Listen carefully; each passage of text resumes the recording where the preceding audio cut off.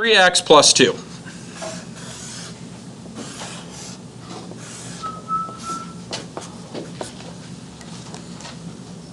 The rate of change, the up and over, is based on the graph. So if I come in here, and this is not in your textbook, so that's why you really need to write this down, because you won't find it again in the textbook. Okay? So I'm going to plug this in my calculator.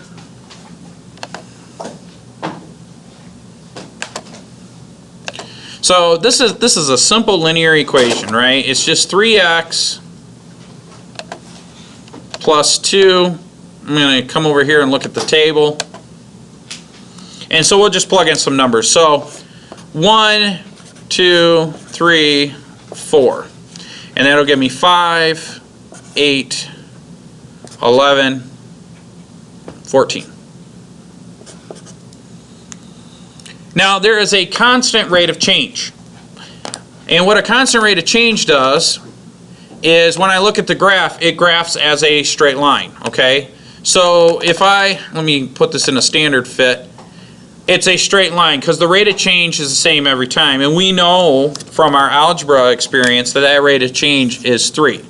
In other words, the slope, but now I'm not going to call it slope anymore, I'm going to call it the rate of change, is 3 over 1. That means I'm going to go up 3 and over 1 to get from one point on the line to the next.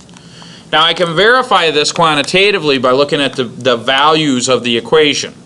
If I go from 1 to 2, in other words, if I'm going to look at delta y over delta x,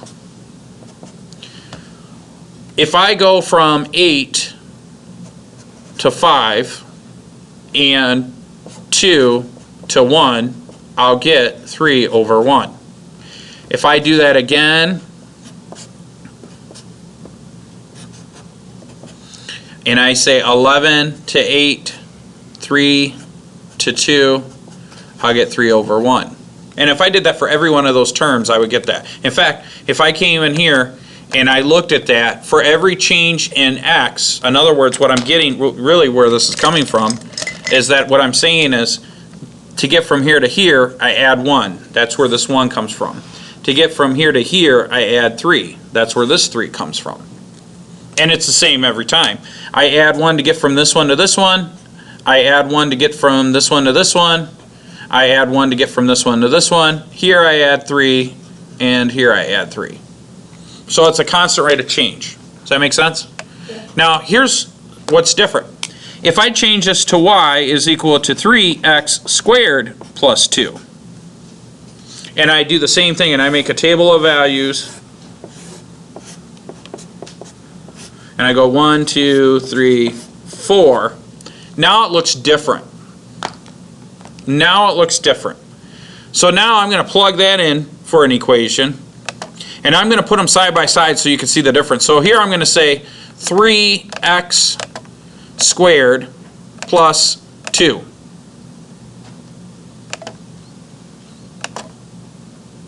But if I look at the table of values, when x equals 1, this one still equals 5, right? But now I've got 5, 14, 29, and then 50. So that one changes drastically, right? Here, I want to point out, here though I go plus 1, plus 1, plus 1. On the right hand side it looks different though. Here I go, what do I add to get from 5 to 14? 9, plus 9. What do I do to get from 14 to 29? 15. What do I do to get from 29 to 21? So what do you notice about those? So my rate of change is changing. By 6. By 6, that's true, but what is changing it? So that's the thing. Now what would be nice is if I could represent that some way. Okay? What I could say is that, and you guys don't know this, and this is what we're going to ramp up to, Mr. Adams happens to know, what would be nice is if I could represent the rate of change as a variable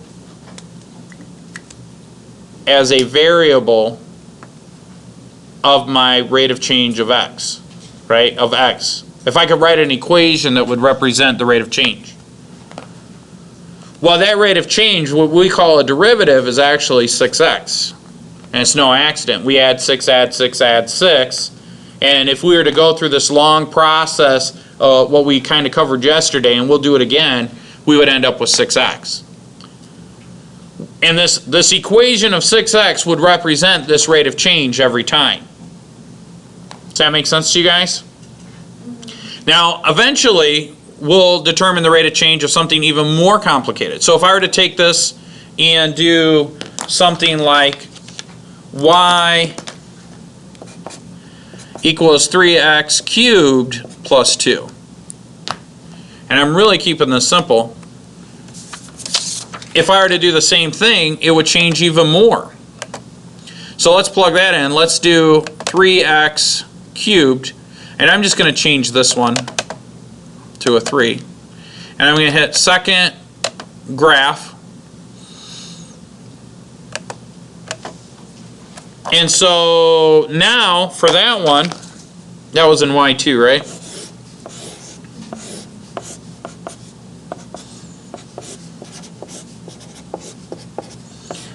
Again, my change in x is always going to be plus 1, plus 1, plus 1. But now my numbers are 5, 26, 83, and 194. Now it gets a little more complicated, but I will tell you this, that our rate of change, and you haven't figured this out yet, is 9x squared. So as I change from this to this, what do I add to 5 to get to 26? 21, right? What do I add to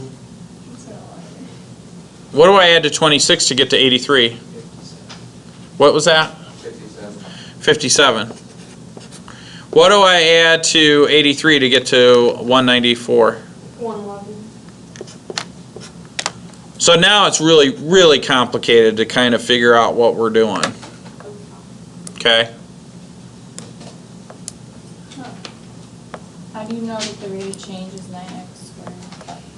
Well, I have to teach you that, and it'll take me about 2 months. Oh, okay. But this is what we're ramping up to. Okay? That's what we're ramping up to, is we're trying to figure out a way to represent this rate of change as an equation. Because everything's dependent upon x, because x is the independent variable. And so based on the math, I'll tell you this 9x squared is no accident. It comes from this original equation, and it's based on the limits as h approaches 0. So we really got to understand these limits as h approaches 0. So what does that look like graphically? Well, graphically, going back to a simple equation here, when we go to do this limit thing, I said that we could probably find that as a function of x. So let's go back and look at this.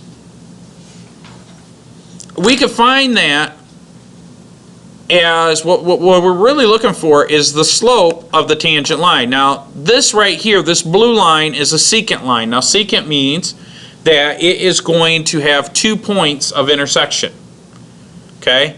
So, what I notice is, if I move this point here all the way to 0, what is the slope at that point in time? 0. We know that because it's a minimum that the slope is 0. The tangent line.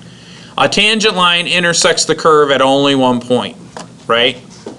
So we know that at the point 0, 0, the tangent line or the slope should be 0. However, I cannot plug in the same point twice. In other words, That's not right. no, it's not right. In other words, I cannot go in here and say m, which is y sub 2 minus y sub 1 all over x sub 2 minus x sub 1. I can't pick the same point for this. It won't work. So in other words, I can't say that this is x sub 1, y sub 1, and I can't say this is x sub 2, comma, y sub 2. Whoops, this should be 0. Y sub 2. Because when I plug it in, I get 0 minus 0 0 minus 0, right? And so then I have a 0 here in the denominator, and that's what really messes it up. So this is with numbers, right? So let's pick out another spot. Maybe 0 is the issue. So if I go back and I pick out another spot, let's say you guys will pick, we'll pick 1.5. So I've got 1.5 comma 0.5, or a little bit less than that. Well, let's pick an even number. Let's pick an integer. 2, and I'm not quite sure what this function is, but it looks like 2 and 0.75, maybe a little bit more than that, 0.8. So if I pick the 0.2 comma 0.8, right, and then I picked that same point, because that's what the tangent line is, right?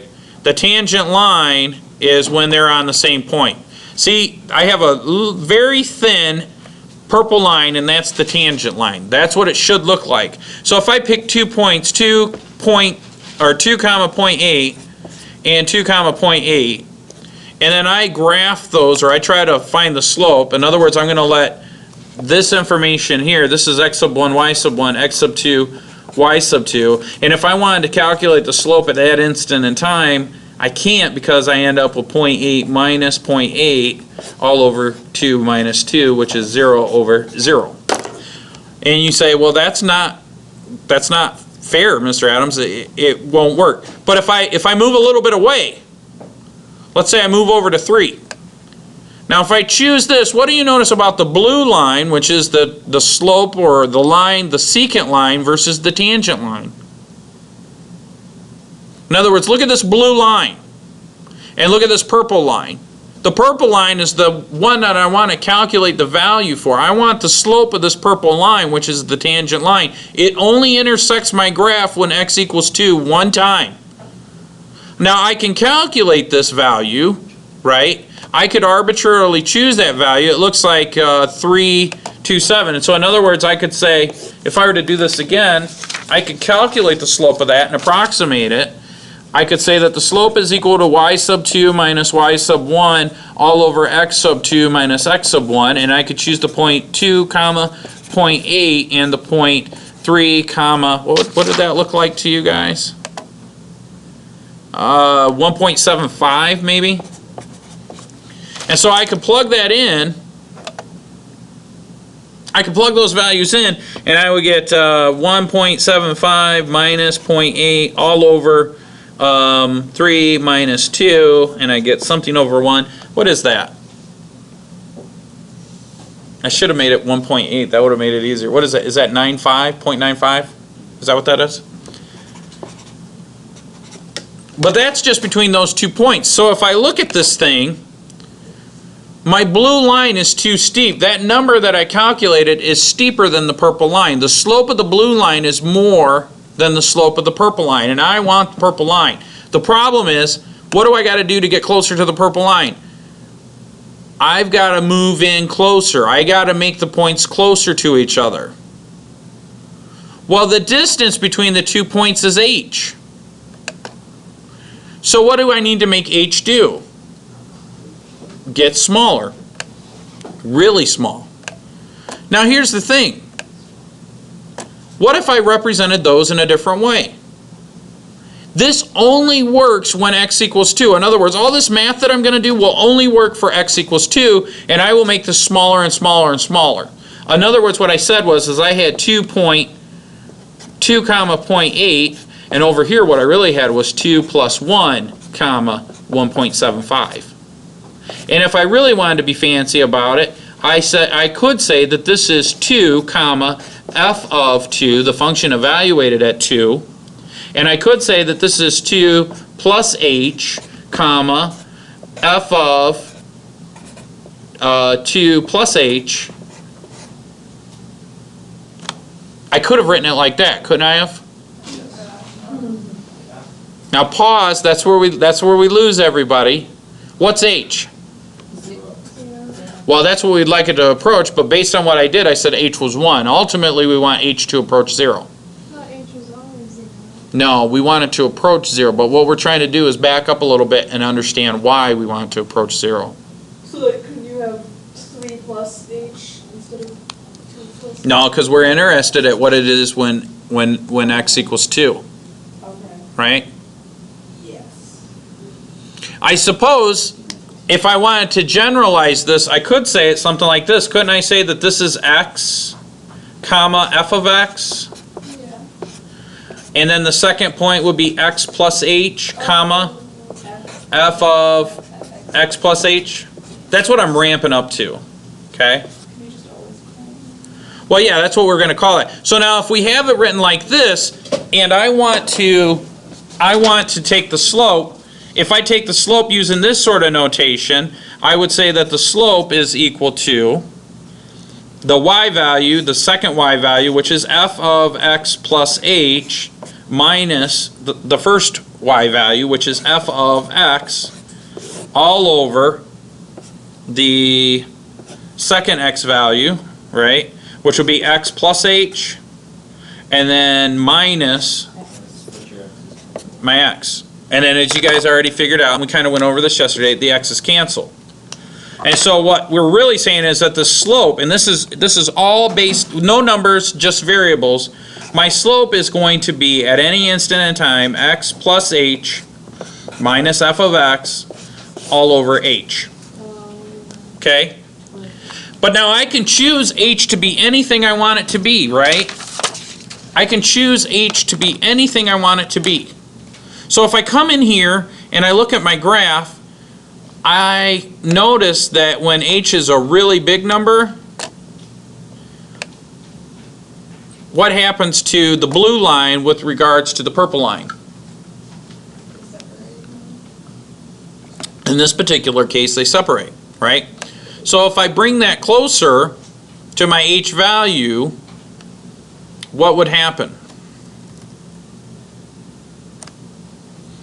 Well, as I bring, in other words, as h gets smaller and smaller, notice that the blue line gets closer and closer to the tangent line. So to make my secant line come closer and closer to the tangent line, what should h approach?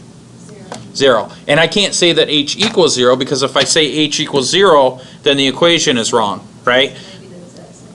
So I can't say that h equals 0, because if I do that, this whole thing's bonkers. But what I can say is, as soon as I find my marker, that I could take the limit of this as h approaches 0, and I can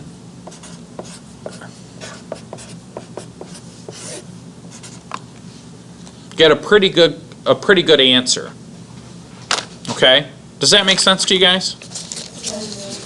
Okay.